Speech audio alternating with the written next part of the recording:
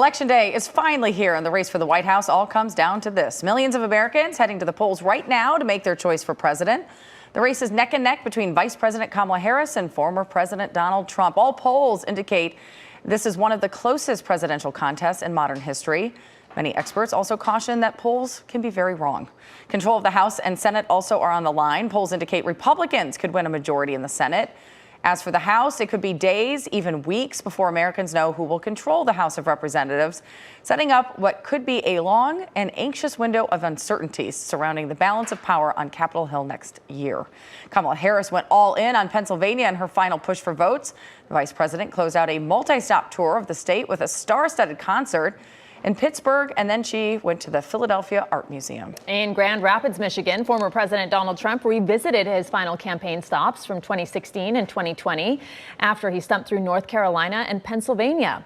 In the tiny town of Dixville Notch, New Hampshire, a poll opened and closed after midnight. It is a tradition that dates back to 1960.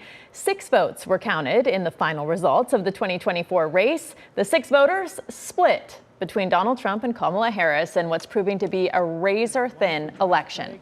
And now all eyes will be on Pennsylvania today. These are the voters casting their votes in North Philadelphia. It is the most crucial path to victory. You can see there's a line already. The state awards the winner 19 electoral votes, more than any other closely contested state. Experts predict whoever wins the state of Pennsylvania will likely take the election, but polls show it is a dead heat there. Pennsylvania is one of 7 swing states that could decide the outcome. Georgia is another with 16 electoral votes. Trump won that state in 2016, but in 2020, President Biden beat him by fewer than 12,000 votes. It's the first time a Democratic candidate had won since Bill Clinton in 1992.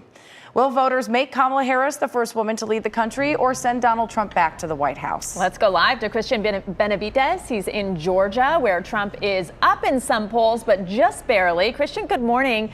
What are the expectations around voter turnout there? Good morning, Ruta Bay and Jamie. Well, look, former President Donald Trump is up slightly across the Sun Belt, not just here in Georgia, whereas Vice President Kamala Harris has been gaining some ground in those blue wall states. Here in Georgia, we've seen a lot of enthusiasm, particularly when it comes to early voting.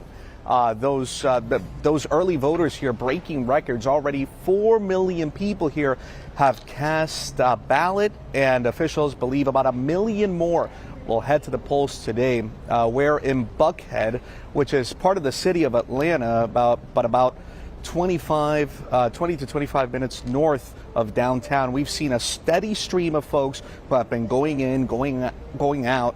No long lines here, but we do know that there were people lined up earlier this morning across different polling sites here in Georgia. Officials here feel confident that they'll be able to get out the results as quickly as they can. And that's what they're focused on today, making sure that people can vote quickly and making sure they can get those results out as quickly as possible.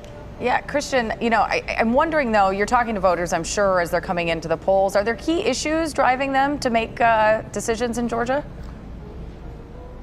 Sure, you've got a number of key issues. The first thing that I hear about is the economy. A lot of people are being brought out here by the economy, worried about inflation over the past few years. They're also being driven out here by immigration. And then another thing that I hear a lot about is democracy, the state of democracy here in the country. So voters certainly are motivated on both sides. I went to a Trump rally and spoke to voters there on Sunday, and I went to a Harris rally on Saturday. And both voters feel energized, they feel confident.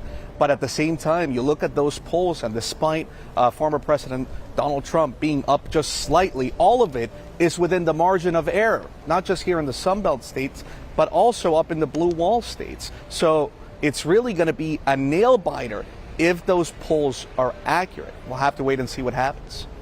All right, Christian, thank you.